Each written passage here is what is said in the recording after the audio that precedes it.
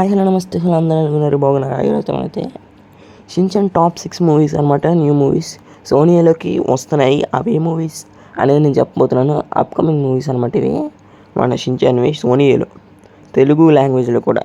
So ఇంక late చేయకుండా వీడియోకి తెలుపుదాం పదండి.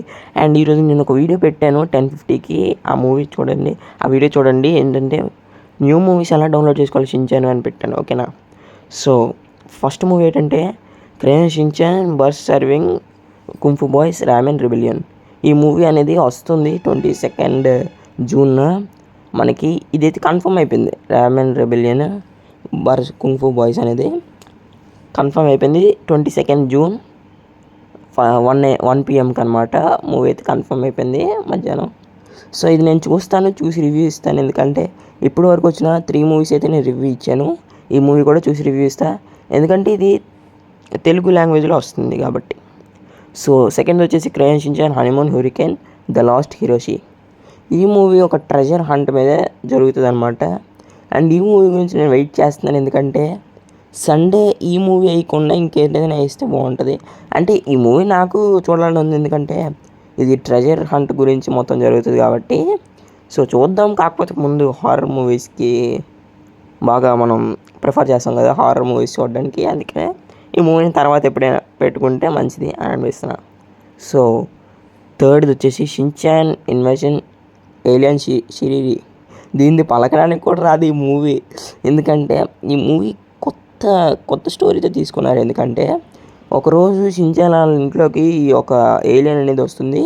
ఏలియన్ వచ్చిన తర్వాత ఏమైంది అసలు, వాళ్ళ అమ్మ నాన్నలు అయితే చిన్నపిల్లలుగా మారిపోతారు, సేమ్ షిన్చాన్ ఏజ్లో, అంటే 5 years అలాగనమాట. వాళ్ళ నాన్నని చూస్తే మాత్రం కొంచెం 8-9 years ఉన్నట్టు చూపిస్తున్నారు.